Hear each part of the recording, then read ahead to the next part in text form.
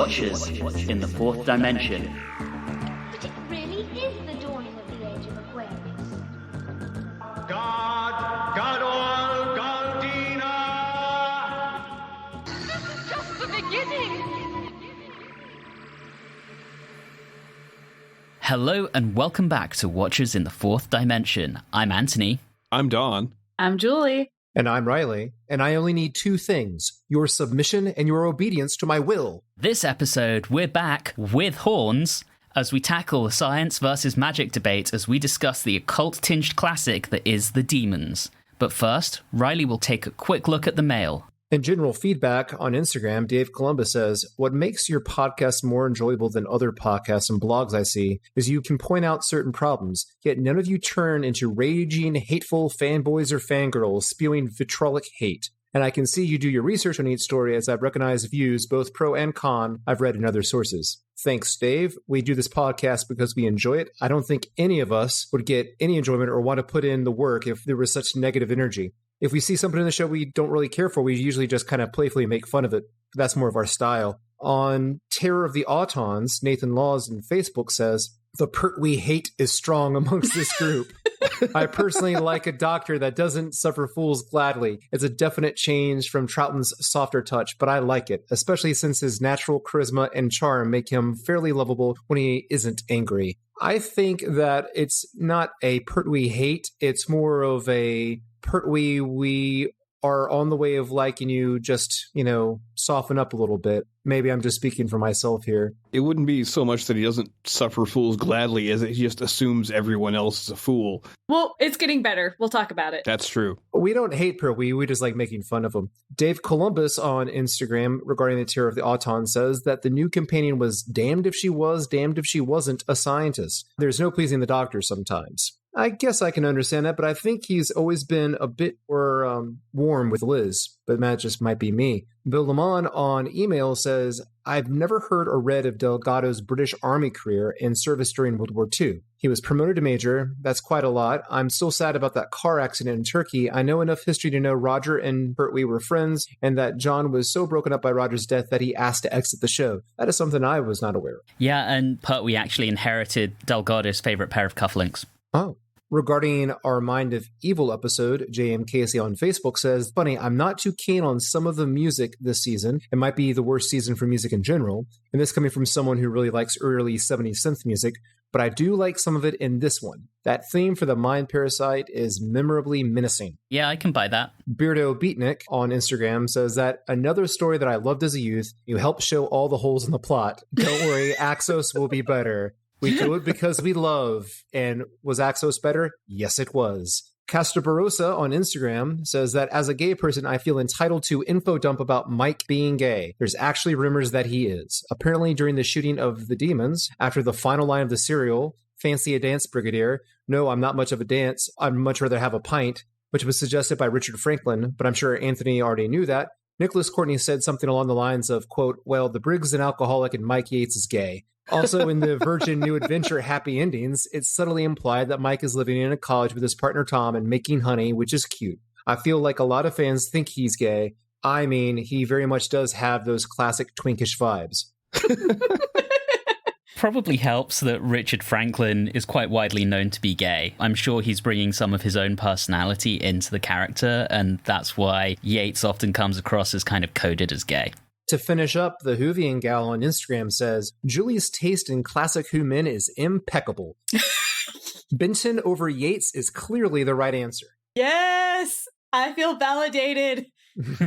Can we also give the Whovian gal a shout out for her incredible John Wiles memes? Those were outstanding. I nearly sent those so to you, good. Don, and then I saw you'd already seen them. Yes. That's the mail. Please send us your comments, questions, and opinions on Julie's taste in men to either our Facebook page, Instagram, Twitter, or write us directly at watchers4d@gmail.com. Thank you, Dr. Shrek. Moving on to the Dæmons with a quick look behind the scenes before we discuss the story. Producer Barry Letts had held an interest in tales of black magic after reading Dennis Wheatley's novel The Devil Rides Out. He drew on this when he wrote the audition piece for the roles of Joe Grant and Mike Yates. While he'd had several story proposals that he had put forward for Doctor Who rejected back in the mid-60s, Letts decided that it was time to try his hand at writing a Doctor Who serial himself, which he could now do because he was running the whole show.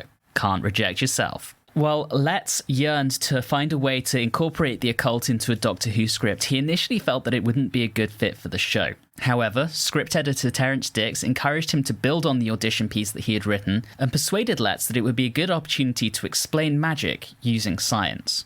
With this in mind, Letts started working on a script that could serve as a backup for the final story in Season 8 should significant issues arrive with other scripts.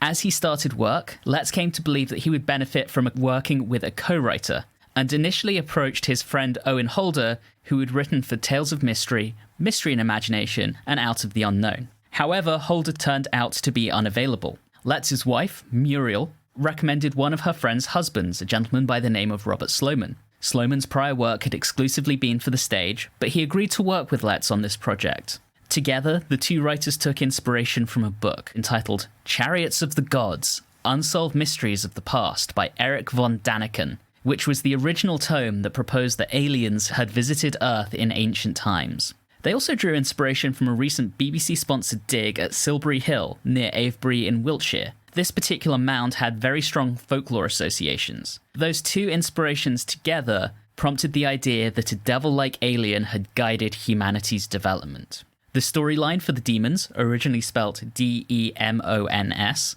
was commissioned from Sloman exclusively in December 1970, and the scripts were also commissioned just 3 weeks later.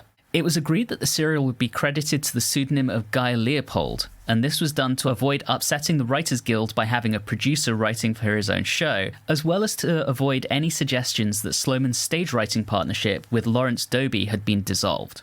As with every other story of Season 8, the Dæmons was to feature the Master. However, by this time, Letts felt that having appear in every single story was a mistake.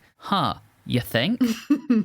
And so he made the decision to have him arrested by UNIT at the end of the story to provide the option of limiting future appearances. Letts and Sloman also felt they had to be careful with the religious elements of the story for fear of upsetting their audience. This resulted in the relocation of the Master's rituals from the church or its crypt to a cavern underneath the church to avoid any occult activity from occurring on consecrated ground. A reference to the devil as the Horned God was changed to the Horned Beast, and the Master's incantations were changed from a backwards recital of the Lord's Prayer to a backwards recital of Mary Had a Little Lamb. By early 1971, it appeared that the Dæmons would indeed be needed to close out the season. Letts had originally wanted to direct the serial himself, but in the end wasn't able to. So he secured the services of Christopher Barry, who returns to the show for the 6th time, having most recently directed Season 4's The Power of the Daleks.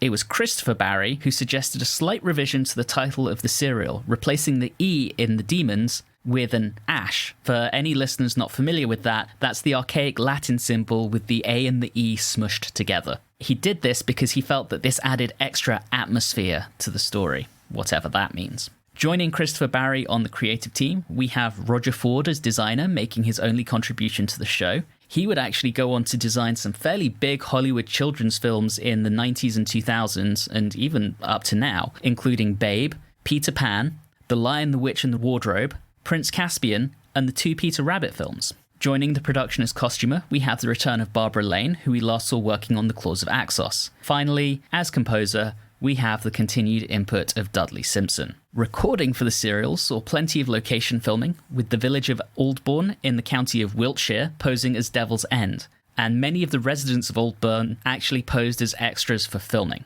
The village still has a close association with Doctor Who to this day, and one-day conventions are periodically being held in the village. And now I feel like I've droned on for long enough, so we'll move on to our short summary, which is once more in the hands of Julie. Please allow me to introduce myself. I'm a vicar with a want of power. I've been around for a long, long time with a want to rule the earth. And I was around at old Devil's End when that professor went to dig, create a coven who I got to chant while I summoned an ancient race. Pleased to meet you. Hope you guess my name. Bet what's puzzling you is the nature of my game. Might have gotten a little over my head when the great Azal appeared. Can't rely on my mind control now and need to strengthen my power. Stuck around while the doctor came with his tiresome, annoying friends. Had the townsfolk try to kidnap him so that I could complete my plan. Pleased to meet you. Hope you guess my name. Bet what's puzzling you is the nature of my game. Despite all the hard work I did, the doctor foiled my plans. Jo had to go and sacrifice herself, and with that, Zal disappeared. Then tried to escape amid the chaos, but Benton and Bessie thwarted me again. I'm sure I'll escape unit clutches soon so I can finally impress my man. Pleased to meet you. Hope you guess my name. Bet what's puzzling you is the nature of my game. That was pretty impressive. It was amazing how easily it fit this song. I'm not gonna lie. I didn't even have to change the chorus. The chorus could stay the same, and it worked. Good job. Yeah. All right, let's discuss this one. Episode 1. I love the way this opens. It was a dark and stormy night. Yeah. I loved it, except for the fact that they killed the dog. Yeah, that Yeah. was pretty sad. There was a book called No More Dead Dogs, and I was a big fan because it was about all these kids who were tired of dogs dying in books. Yeah. The fact that they kill off the dog shows that something nefarious is going on here. If it wasn't that nefarious, it would have only been the owner who died, but they kill off the dog as well. Something bad's going down. That's how you know they're serious. Yeah. But I did love the opening. It's the atmosphere that was set was amazing. We very quickly meet Miss Hawthorne. I love her. Me too. I love her, adore her, and I want her to be in more. Yes. I think we all do. I was very sad to learn that her actress died just this year in June. Yes. I think she was over 100, though, so, she lived a long life. She came onto the screen. I know that I had seen her in something before, and I couldn't put my finger on it, but I'm guessing it is one of the Pink Panther movies. She has such a really distinct manner and voice about her that is just quite comedic in a good way. Not that you're making fun of her, but she just seems to bring everything to a comedic sense. Her quirkiness reminded me of the friend that was in the Princess Diaries. Just the mannerisms of how quirky and weird. That's it. I was wrong. She was 91 when she passed, and she does reprise the role in an unofficial spin-off that came out in 2017. So we might have to give that a watch at some point for a bonus episode. 100%. Absolutely. All right. So we have that. I love that. See all them. And then we have a really good character moment between Jo and the doctor. Yeah, their initial debate about magic versus science, and she's talking about the dawning of Aquarius, the occult, the supernatural, and the doctor's just there rolling his eyes. I think it was just before that or right after where we meet our TV show host and the professor, who I honestly thought the professor was going to last a little bit longer in this serial, but nope, he was done. I'm disappointed by that. I really like Professor Horner as a character. I've never seen a character so cranky in my entire life. He's so cranky that he even has a problem with someone using the word super. Yes. How? He was based off of a real, I'm not sure whether it was a scientist, an archaeologist, or a historian, but some kind of PhD level person who had presented on the BBC and had that very kind of gruff and grumpy attitude. That would actually have been pretty good to keep him around a bit, just as the cranky comic relief. Yeah, I think some of the locals were supposed to be that. Get into, I don't know, I keep jumping around. But the other thing that I loved in here to set more atmosphere was that scene at the local bar. I guess you should say. That was wonderful. Bert, I called him Bert the barkeep, even though I find out later he's like the landlord. I like Bert the barkeep better. I loved him. When he was first introduced, and I was like, I love everything that's happening, and I just like that they decided to set up so much atmosphere before getting into the nitty gritty parts of the story. I think Bert was a different character, wasn't he? No, I think Bert was the landlord. Because I remember one of the characters saying, "Shut up, Bert." He was the one that was in the ridiculous outfit during the much later Morris dancing scene. So there was a Bert. I don't know. You mentioned the setup of the mood setting. I loved it. I just wish we had more night scenes. Like, it seems like we get it all in the front, and then towards the end, not so much. And I understand that's difficult for a show like Who to do because that's expensive to shoot at night. I think Bert, sorry, just to go back to that, I think Bert is both the landlord and the guy in the silly newspaper costume at the end. I think it's the same character. But what I love here is we've had the occasional country yokel in every single Third Doctor story, more or less, so far. Here we get an entire village of them. Planet of the Yokels. Yokels of Death, something like that. Could have been the original title. Ooh, the Yokels of Death. That's our Pertwee era fan script. Yes. And we then move to some more Miss Hawthorne. He's talking with that constable.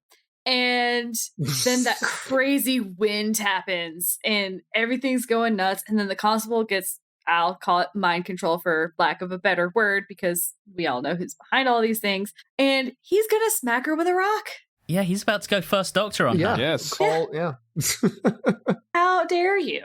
She's amazing. Leave her alone. But I like that as soon as like that whole thing ends, he kind of gets back to himself and he's like, what just happened? Why am I holding this rock? What's happening? Yeah, that was really good. I love how she calms it all down, or at least appears to calm it all down with her incantations as well. Well, it's a needed scene because we mentioned the natural comedic actress. If you didn't see it happening, you wouldn't necessarily believe that she was competent or knew what she was talking about in regards to witchcraft. But this scene not only explains, shows the audience the danger involved here, sets the levels of the stakes, but also shows that she's competent. She knows what she's talking about. She's right. Yeah. There's a lot going on with that, because as the Doctor and Jo start heading to Devil's End, things happen like the wind blows the signpost round the wrong way so that they go in the wrong direction. It's never quite established that that's necessarily the act of the Master, or whether it's Azal, or whether it's one of the Master's cronies doing it. I kind of like that that's unexplained. Yeah, it's spookier when you leave things to be interpreted later. Exactly.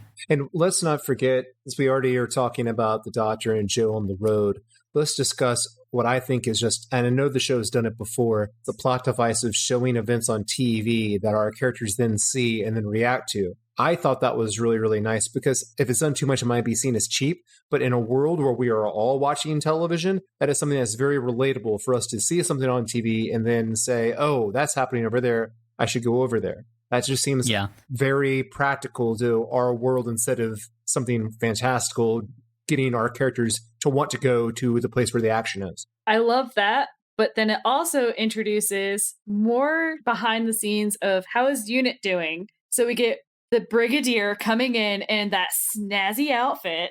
Yes. Oh, he looks great in mess dress. Oh, so good. And then Benton and Yates make fun of him because that's what anyone is going to do of lower rank. And it's just wonderful. I love it. Very happy. And they stop watching The Dig to watch, I think it was rugby. Yes. It was rugby.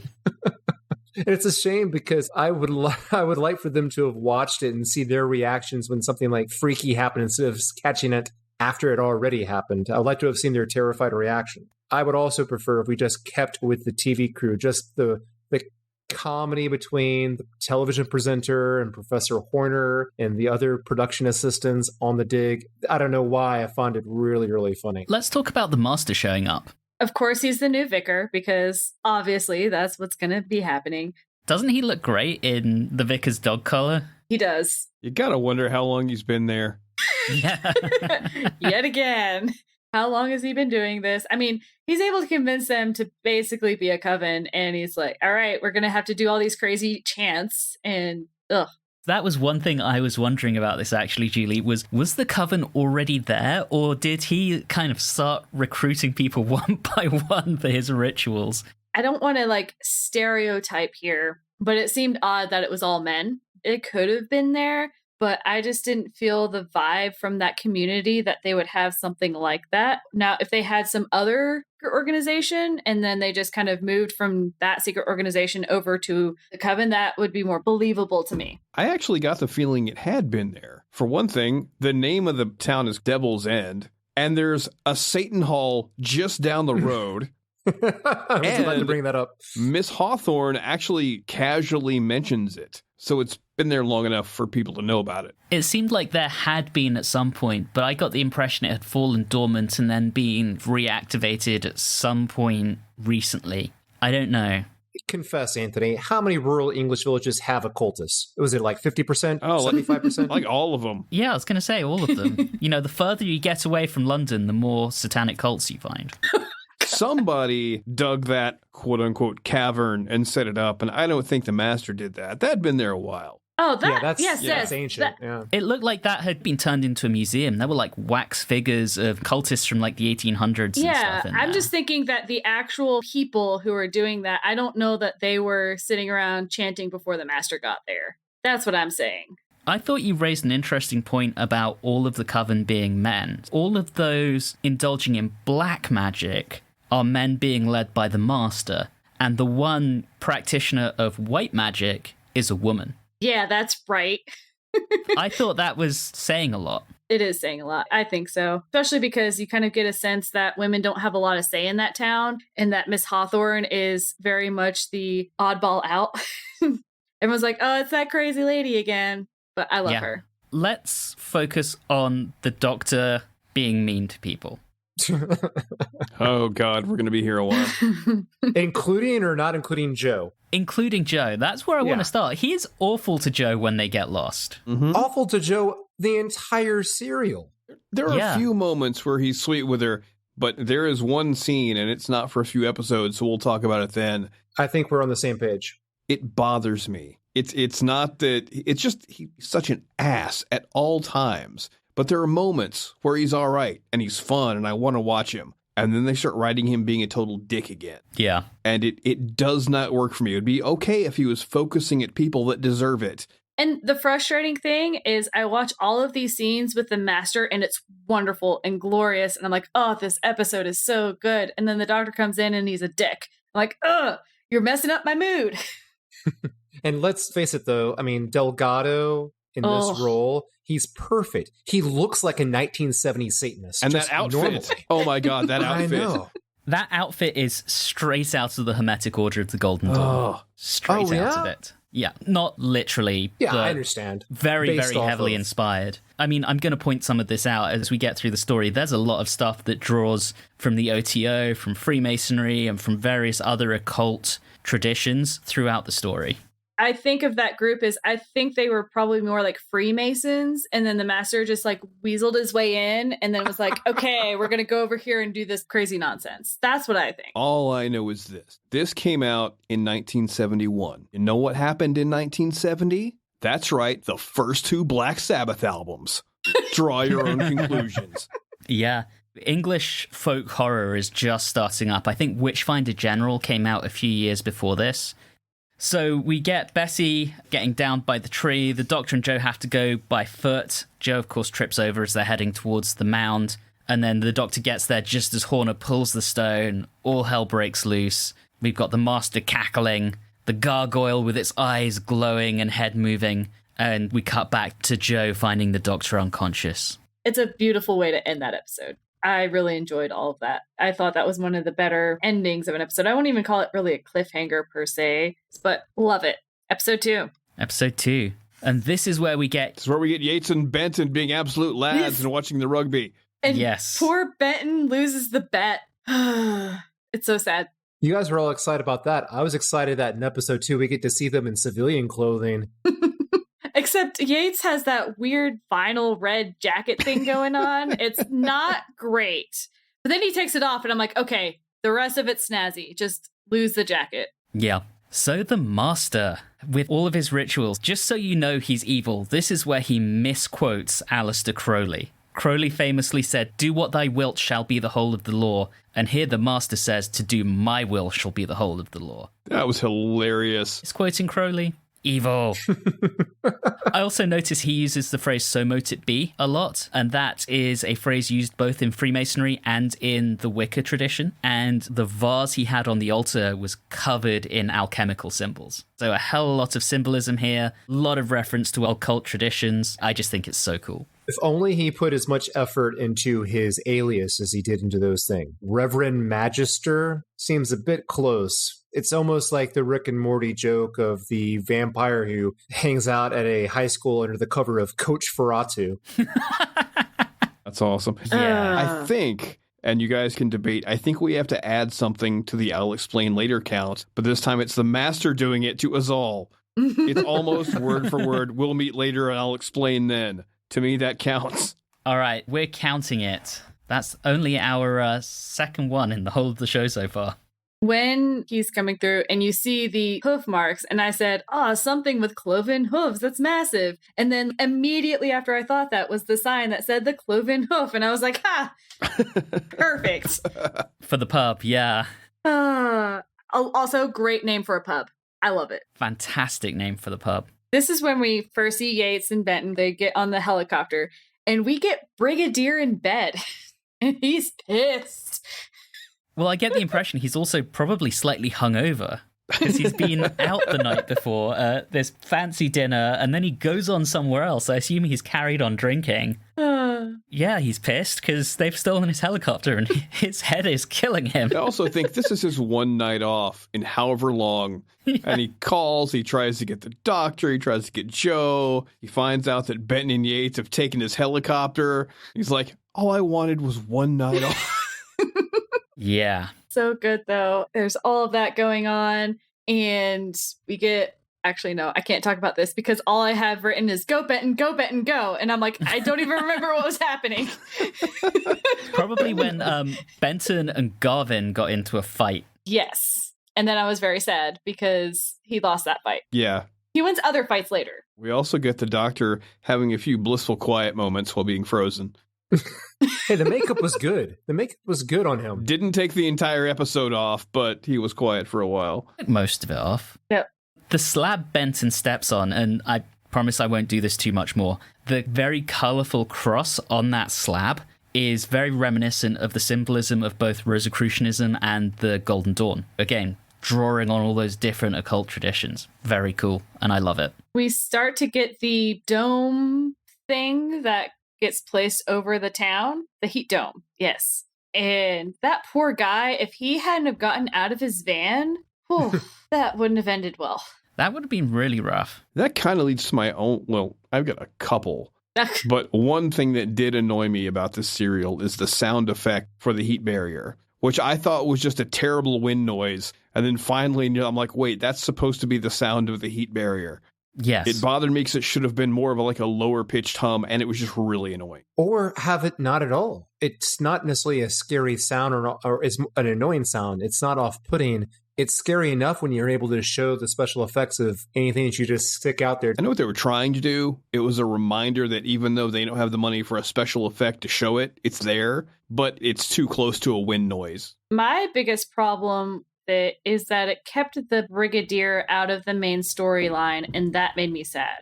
I really wanted the Brigadier to join in on the party. That's true, but the Brigadier got some awesome lines throughout. That's true. Yes. And we will get to my favorites in episode 5.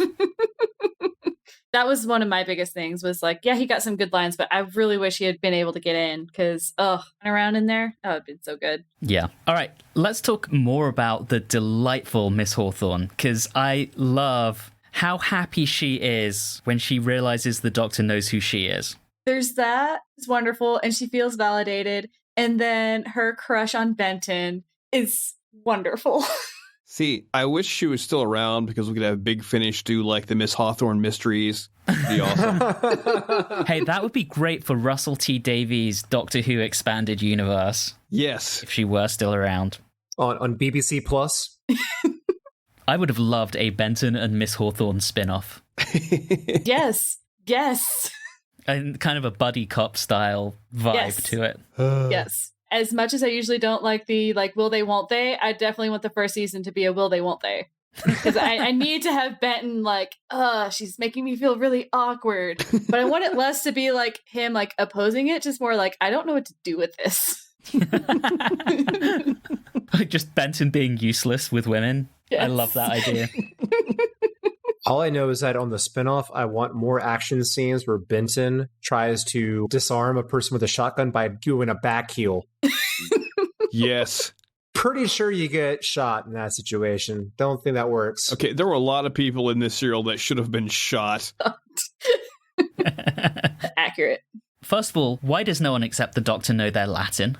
Oh, God. Oh, God. As soon as Miss Hawthorne mentions that the leader of the coven is the Reverend Magister, he knows straight away and is like, well, duh, that's the Latin for master. Of course he does. He's been in every episode this serial. He's just waiting for him to show up. Now, see, Don, this is where I thought this is what you were going to bring up. This is one that, like, really hit me the wrong way. Maybe it was the delivery of the line, but when the doctor says, Joe, did you fail Latin as well as science? I was like, shut up. Stop being a dick. I mean, my God. Like, we don't even know, like we said, we don't even know if she took Latin. So why be an ass in that situation? It just, that really rubbed me the wrong way.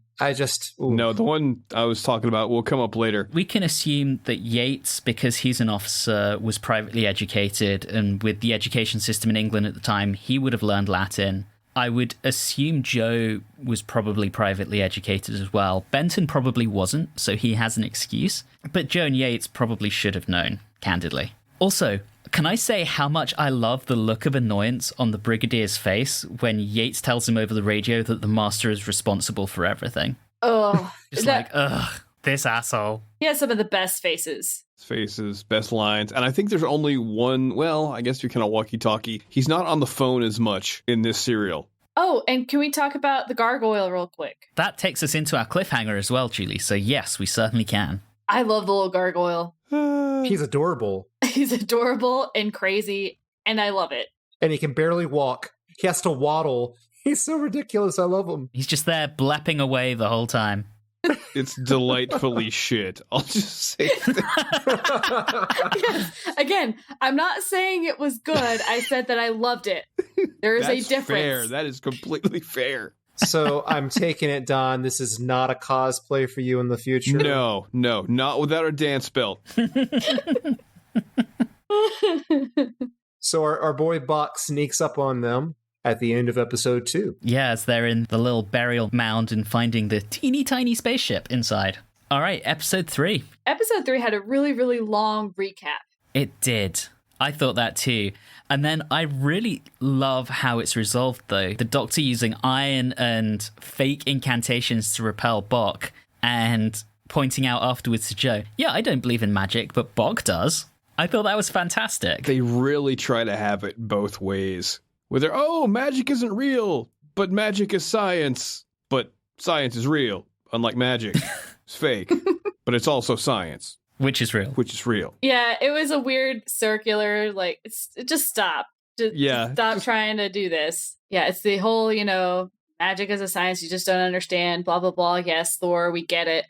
But it's fine. I really didn't need all of that explanation. I just want to get back to the story because it's fun. That is true. I think it was necessary because it is a science fiction show, and this has all the look of a classic horror tale. So they had to give the undercut of, yes, looks like classic, spooky, kind of gothic horror. But really underneath it all, it's a science fiction story. So here's the science. Did they have to, though? Did they have to? Don't blame me. I would prefer a horror story. You know me. But, it's 1971, and this is the first time that Doctor Who has gone in this direction. The closest I can think of going as much in the horror direction would be Claws of Axos, and that was science fiction horror. I think this is them having their cake and eating it too. They want to do the classic horror, which I am totally on board with, but just to make sure they don't offend anyone, they're like, no, really, it's science. It isn't Satan.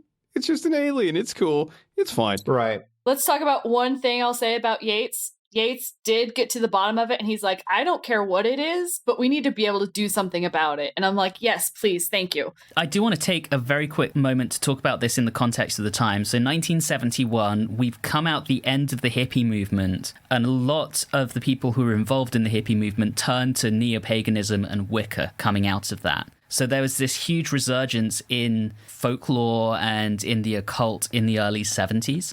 And this kind of taps into that. And you kind of couple that with a growing mistrust of science because, where have we heard that before? Because science brought things like the nuclear bomb, which is predominantly fueling the Cold War at the time. So I think a lot of the tension between the two is what's kind of fueling that magic science dichotomy in this story. So we get conversation with the Brigadier outside the dome, blah, blah, blah. We figured it out. RAF goes and drops some things and we're like, yep. It's a dome. So then we get some more conversation, and hey, this is where we get with horns. With horns. I love Yes. that moment. I don't know why, I just love it. And I love how Yates interrupts the Doctor with, I don't get it. And the Doctor just responds with, probably because I haven't finished yet.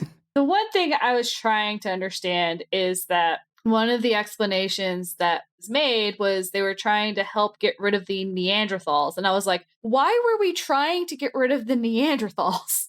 Competing species. Dominance. But They were really poor neighbors. Made a lot of noise all night. Music too loud, smoke too much pot. Yeah. Just a bunch of a-holes. They had to go. it just like, I don't know. If it was a science experiment, I feel like they wouldn't come in and try to get rid of them. If they were truly treating Earth as a scientific experiment, they would have let Neanderthals just go at it and see who wins.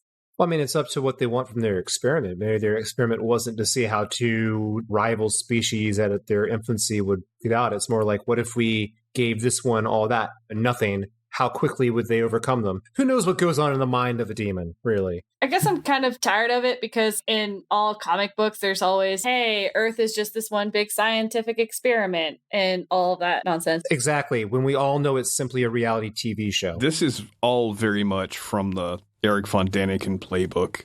It's not scientific, but it's one of my favorite sources for sci-fi stories. You get stuff like Aliens. this, you get Battlestar Galactica, all that kind of stuff just comes from that idea. And that's fun to me. There's even a little bit of Lovecraft in there. One of my small criticisms of the story is they try to explain it too much. Also, going back to the Doctor's presentation, he shouldn't say crap to Yates about interrupting him, because we've seen how he sits and acts quietly in presentations. Yes, we do.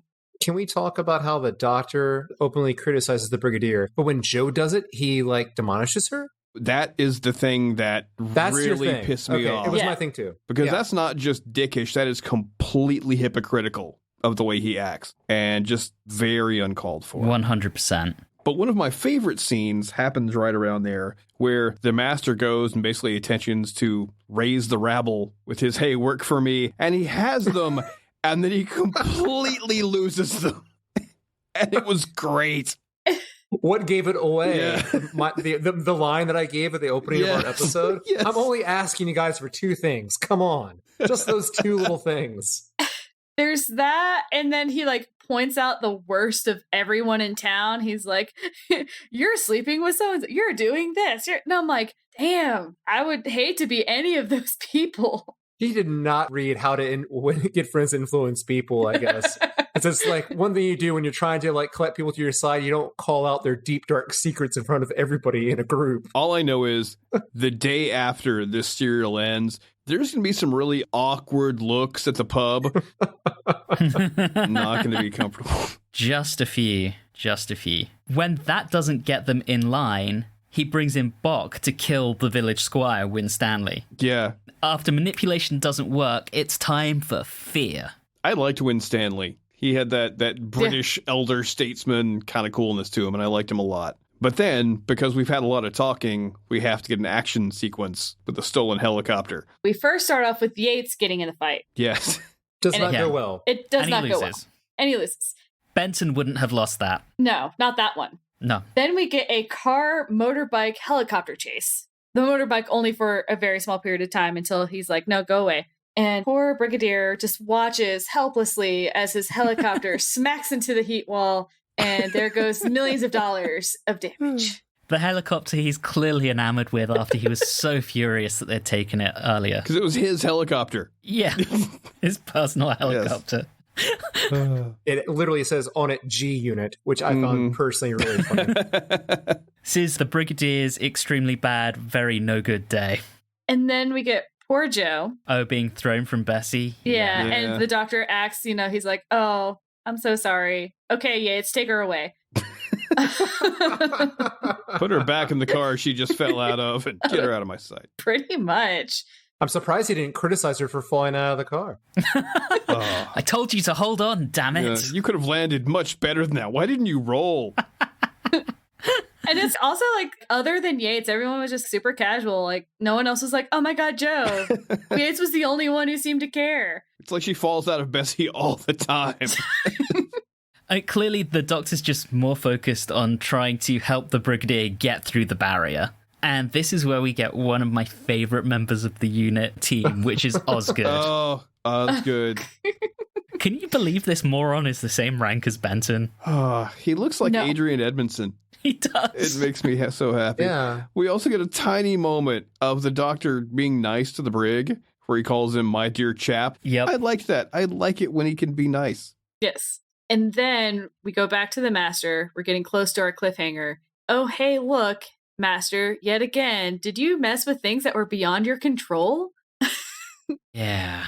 I love that scene, though, where he just looks terrified, and he does such a good job of it, and I love it. I think we've crossed over because some of what we've been talking about is in 4. He falls out and all that. So episode 3 ends with the Master summoning Azal. Yeah, because that is I want to say, the second of 3 cliffhangers of him summoning Azal. Yeah. Yeah. I think it ends with him starting to look scared. This does dovetail nicely into episode 4, where he fends off Azal with a candelabra, I think, because that's going to work. That'll work. Obviously, he's scared because it's very clear that some of his incantations he stole from The Lion Sleeps Tonight. It sounded like. But really, first and foremost, we get Jo waking up, and all of a sudden she's awake, and she's like, oh, I have something to do. I have to get to the cavern. And she is trying to get out, and she finds the ladder, and I'm like, what was so, how did she go from trying to get to the barrier to talk to the brig to all of a sudden, hey, I need to be down in the cavern? Also, another important question. Why is there a ladder right by her bedroom window? Because it's convenient. That's true. Convenient ladder is convenient. Fair. So this is the second weakest part of the entire serial to me. First bit of this episode, you know how they discuss on good seasons of Game of Thrones where you would have an episode where you can see that the pieces are being set in certain places? This felt like the bad version of that, where people are moving to places for no good reason, or they're waiting for people. I'm just sitting there thinking, what are we waiting for? Why do we need to wait? What's happening? Why are we taking so long with this? And I feel like a little bit has to do with the fact that felt like there was a protracted scene with the Doctor explaining how to create his little machine to remove the heat barrier. That could have been cut down a bit, I think. Could have been 4 episodes. Easily. Yeah. That one scene, though, Reilly, with the Doctor explaining it, does give us the first instance of a much beloved phrase. He said the thing. Reverse the polarity. Which is delightful. Can we talk about Azal for a moment? Yes, we certainly can. Yes. He's a bit of an overactor. And Yes. I think he's constipated based on the way that he delivers his lines, because he sounds not only like he just woke up, but there's some pressure down there and he can barely get the lines out. While we're on it, I saw clearly, I feel bad for the teeth that he had to wear, the fake teeth he had to wear. This happens a lot. I noticed very clearly in episode 5, as he was delivering his lines, just this long dangling piece of drool came out of his mouth. Because the poor guy could barely keep his mouth closed while trying to give those lines with those fake teeth in there. I liked him, though. Yes, he was a bit of an overactor. I think it was fine that if anything's going to be overacted, Azal is the thing that's going to be overacted. It's literally the devil. Yeah, this is what's happening. I love his line of, I am not your slave and you are not immortal, which I just love him saying that to the Master. You know, we have to name drop Atlantis because, you know.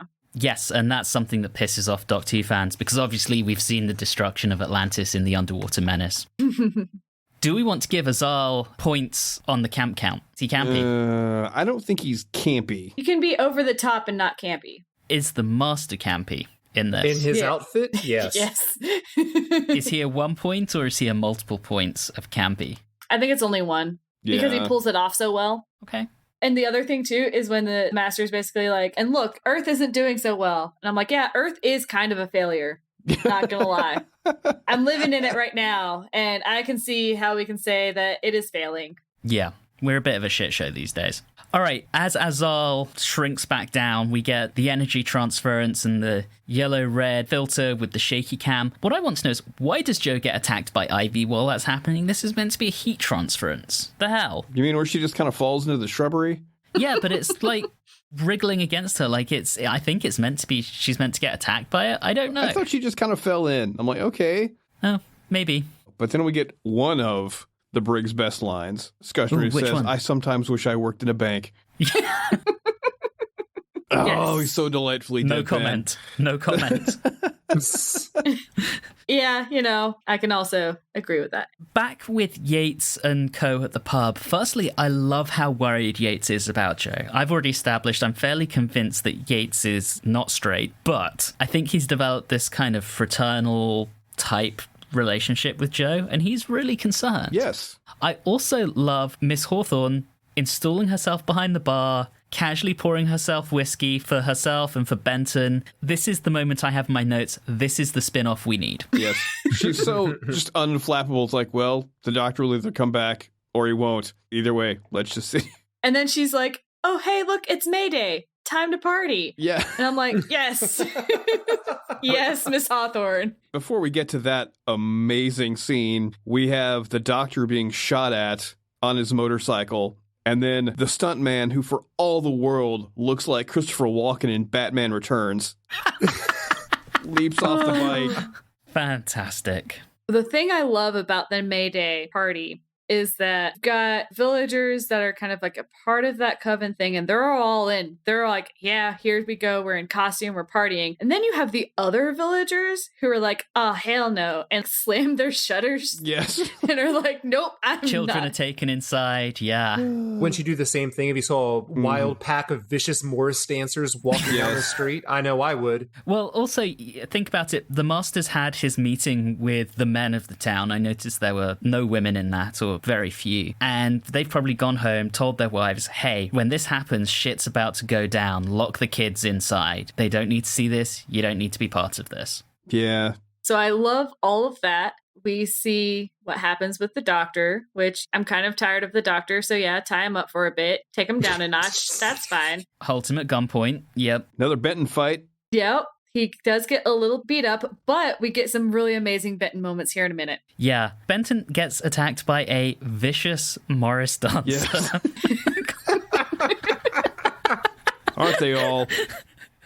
And Miss Hawthorne saves the day with her crystal ball. Which she carries with her at all times. Dear listener, if you haven't actually watched this, it sounds ridiculous, but it actually works really well on screen. It really does. Yes. I love everything that happens. But what I find interesting is that this turns into not just a, hey, we're going to listen to what the master says, but it turns into an actual modern day witch hunt. And they decide that they need to burn him. I love how they get out of this whole situation. And yes, Benton is key. Thank you very much. Yeah, so let's talk about Miss Hawthorne coming in to save the day. She refers to the doctor as the great wizard Queequeg. And if you know your Latin, Reilly. That was the one thing that I was kind of hoping for, that the doctor would have like shot her a look when she used that. I thought that he should have given her a look of like, really? That's the fake name you're going to give me? Who, yes. Opposed to Dr. Von Weir, which is so much better.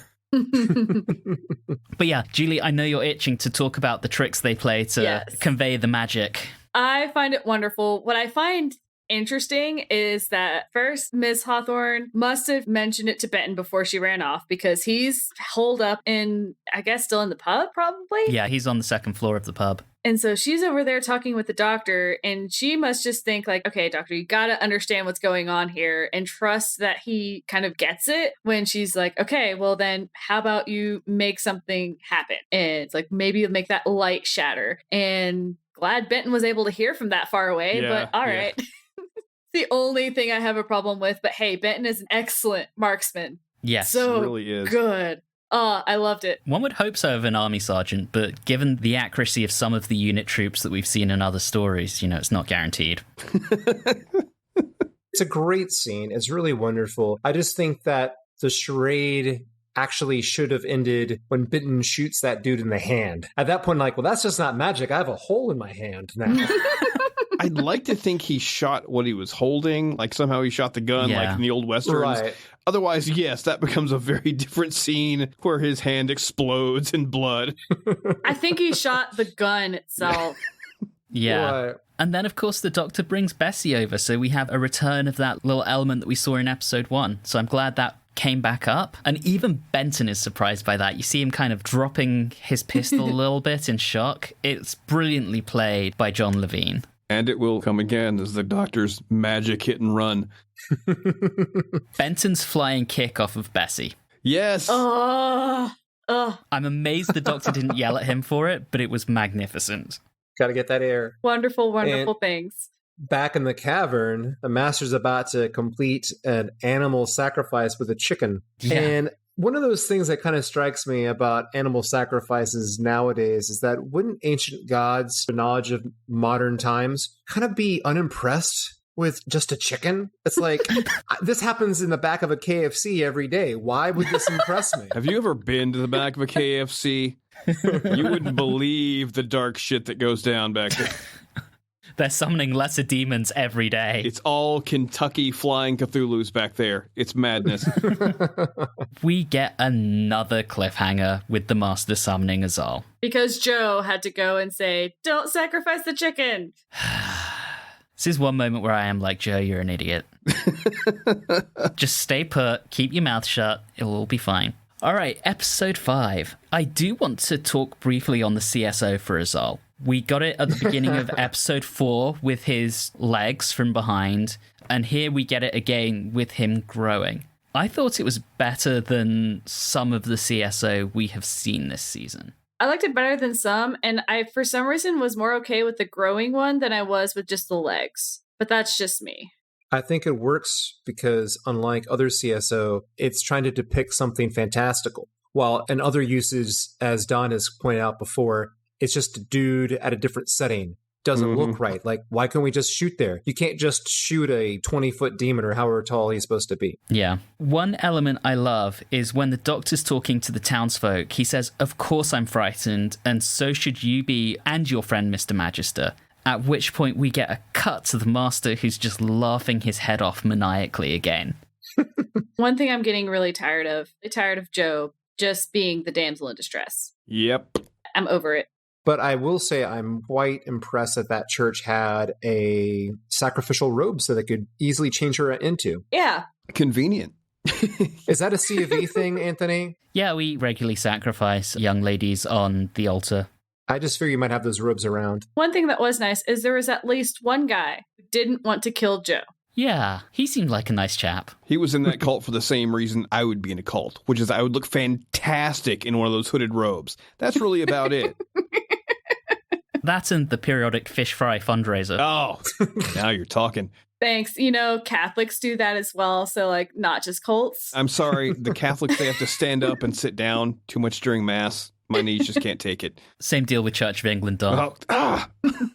Now things are starting to develop. Our friend Osgood has finally completed the heat dome breaker-upper thingy that the Doctor has advised him, but it's having problems. But luckily, someone created a switch that specifically says booster on the top of it so that they can bust through. I do want to point out, before we talk further about that, the Doctor is relying on this machine at this point to beat Azal. So he needs this thing in one piece, and he needs it in the village. Well, maybe he should have written down some better directions rather than just yelling at the guy for not understanding. He wrote it down on, like, the windshield of the motorbike and then drove off. That's right. That's right. This would have gone fine today because Osgood would just take his phone out, take a picture, and be sorted. Not so much in 1971. I wrote it down for you, and then you drove away with it. Yes, it does make that little tunnel thing. I love that. And we finally get the Brigadier able to join in on the party. That makes me happy. Yes. I do love how poor Azal gets a headache as unit passes through the barrier. Poor guy. Yeah. I feel you, Azal. My job does that to me too. And then Bach starts like stumbling like he's had too much to drink. He's adorable. I love that little guy. And with that, the machine blows up. There goes the Doctor's original plan, and he just decides he's going to run into the church. And there's that fantastic bucktooth villager who's like, "You said yourself, it would be suicide." Oh my God, he has the best line reading. Because he says it like he's in middle school making fun of the Doctor for like peeing himself or something. It's just this weird accusatory. You said that. He sounds almost like he would be not out of place in Garth Marenghi's Dark Place. Yes. from the delivery. And I want him in every episode from now on because he was just that good. But you're right, Anthony. He basically Leroy Jenkins it down into the cavern with no other plan. He just goes in there. He kind of like, runs past a drunk Bach and then like hops down there. And you're right. He has no plan other than like, I'm just going to talk to us all. I'm going to use the power of persuasion. Yeah, because his one plan has been blown up. I want to talk about Lethbridge-Stewart and his reaction to Bach because these are my two favourite lines of the entire story. When he first sees Bach, he goes, "What the blazes is that? Some sort of ornament?" I thought it was fantastic. Aww. And then Jenkins, chap with the wings there, 5 rounds rapid. He's just so unfazed by it all. It's amazing. It is the most ridiculous firefight because while it's a little bit harder to tell, it's a gargoyle. It's made out of stone. Not going to work. But we get one of the other most glorious things, and that is Benton with a bazooka. Yes. I love how that escalates, because they start out shooting with like a pistol, and they get the rifles out, and then finally Benton with this shit-eating grin on his face and that bazooka. Oh, that's so awesome. And even that didn't destroy Bach. I don't care, but it was amazing to see. I loved all of that. I actually like the effect of Bach forming back together. Yeah, it's good. I really like that. Mm-hmm. The Brigadier's line about that guy with that chap with the wings, it kind of makes sense because if you look at the costume, to him, it looks like a dude in a unitard just prancing around a graveyard. That's pretty much it. So one thing I noticed about the master in this, because we go back into the cavern place and the master and the doctor are talking with us all. And I love the master in most of this, but this is the one part where I'm like, Master, you sound like a little whiny bitch. I want your power. Give me your... He sucks. Give it to me. But he looks like a look that a dog gives begging for food at the table when he's looking up like, give me the power. Give it to me. Who else is there strong enough? And then the doctor's just like, it sounds like that bounder Hitler. That bounder? What? Why are we bringing Hitler into this? There's no need for this. It's the second time the Master's been compared to a dictator in this story. When he was talking to Winstanley the first time, he's starting to talk about how democracy has led the earth astray and all this stuff. It just feels a bit labored. Anyway, we get them trying to go back and forth, and Azala's like, well, maybe the doctor, maybe... And then he finally is like choosing the master. I want to give it to the doctor. No, I don't want it. Well, fine. I got to give it to someone. Yeah. All right, master, fine. You can have it, but only because he doesn't want it, not because you asked for it. Then Jo goes and sacrifices herself. So this is weak. This is my big complaint. Yes. Azal does not understand Jo's self-sacrifice and so blows up. Yeah. I can almost see what they were going for in that in our previous episode, we had Miss Hawthorne along with Benton sharpshooting, but mainly her idea was what saved the doctor. Here, it's Jo that saves the day. She doesn't mean to, which kind of undercuts it. Yes. And Azal, I can't do my usual, here's a BS explanation that will paper over the cracks in this. It's kind of weak. Very weak. He's all powerful, except he is defeated. Unless he just faked it. There's my explanation. He wasn't really defeated. He was just so sick of their crap and listening to the master whine. Like, oh, no, I'm defeated. Gotta go. Absolutely. 100%. See, I couldn't give my power away. This happened. Oh no. They also really wanted the excuse to blow up the church. That's really what it was. Which, by the way, was the only part of this story that received complaints. All of the Satanism, all of that shit, not a peep. They blew up a model of a church, they got complaints. Because it was an alien. They explained that it was an alien, so everyone was like, oh, okay. But you blow up a church? Did help that it was, or I guess it didn't help, I should say, that it was a really good model, and several people were convinced they blew up an actual church. Wow. It was a really good model, though. I'm not going to lie. Yeah. It is a good model, but man, those people are really stupid. They have no budget to blow up a church. They wasted it all blowing up the helicopter earlier. Couple of things I really love as we're coming to the end. Firstly, when Bach deactivates and Lethbridge-Stewart is just kind of left tapping him on the head with his baton. Awesome. And then Benton holding the master at gunpoint. Yes. Absolute mad lad. Although, my boy Benton. I do think he probably would have actually shot the master when the master threw his Yes. weird cape thing over his head. Oh, the old Yep. cape shirt. Yeah, like, oh, come on. But it's okay because in the end, Bessie helps. Yes. Yes. Jo sacrifices herself for the doctor. They get out, explodes. Doctor explains it all with Jo right next to him. No, thank you. Nope. Yeah. No statement of like, hey, you're this person, I'm the doctor, I've lived long enough, you should not do that for me. Nothing Yeah. like that. It was just kind of like, good job, thanks a lot, sport, keep it up. I mean, And- what? Not even the full congratulations, you saved the world. Or yes, nothing. It's so dismissive. And I was like, he just ignored it like it was anything important. Because the doctor is a dick.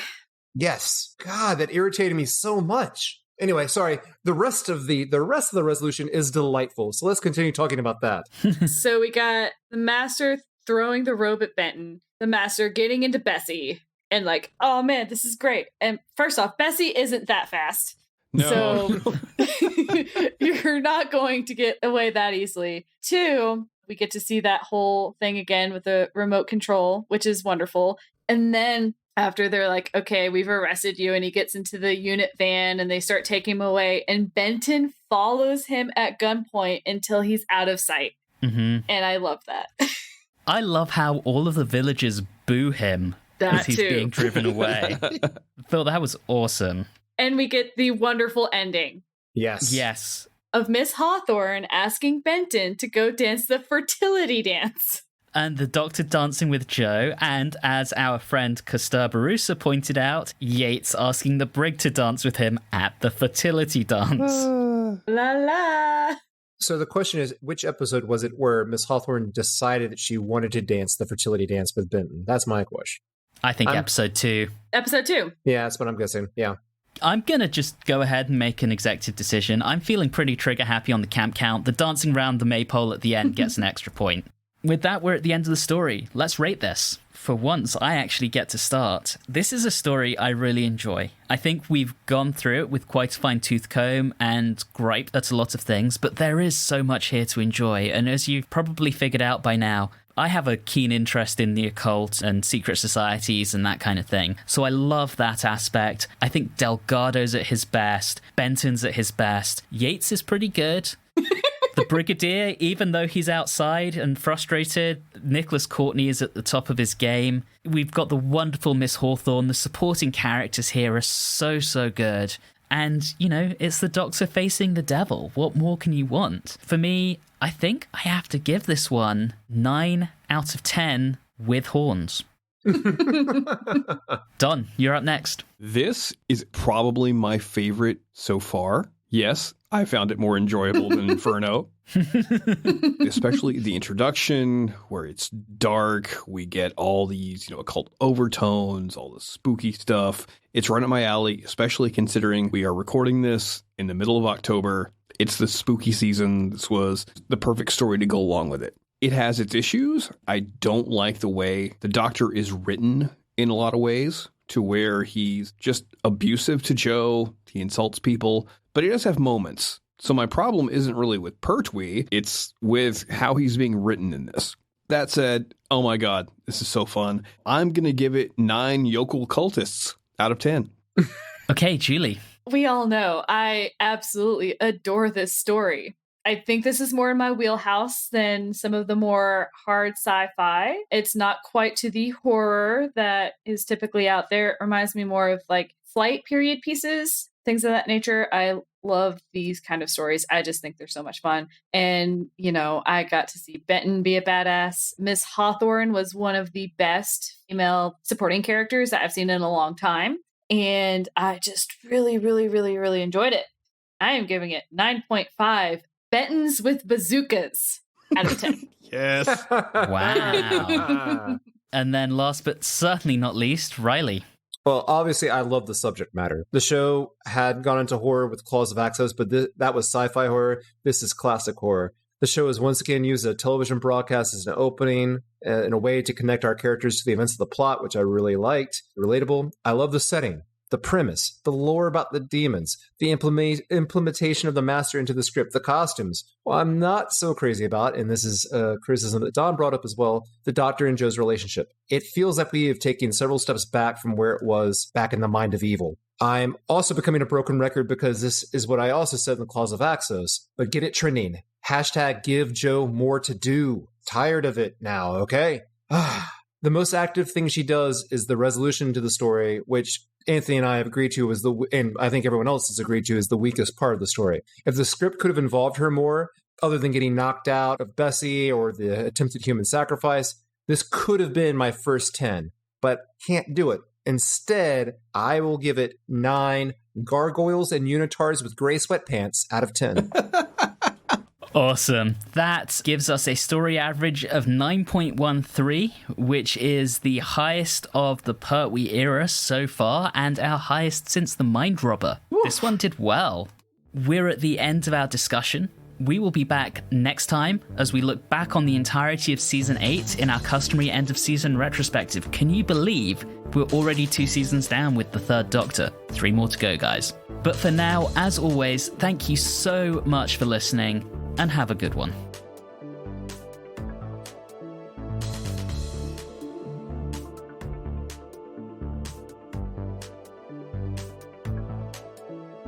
You have been listening to Watchers in the Fourth Dimension with Don Smith, Reilly Schreck, Julie Philippek, and myself, Anthony Williams. This episode, The Yokels of Death, was recorded on Wednesday the 13th of October 2021. If this is your first time listening in, all of our previous episodes are available wherever you like to get your podcasts. You can interact with us on Facebook, Instagram, and Twitter at Watchers4D, and you can also email us at watchers4d@gmail.com. If you're enjoying the show, please do subscribe and consider leaving us a review or rating on your favorite podcasting app. All of those things really do help the show. And always remember, everything is better with horns.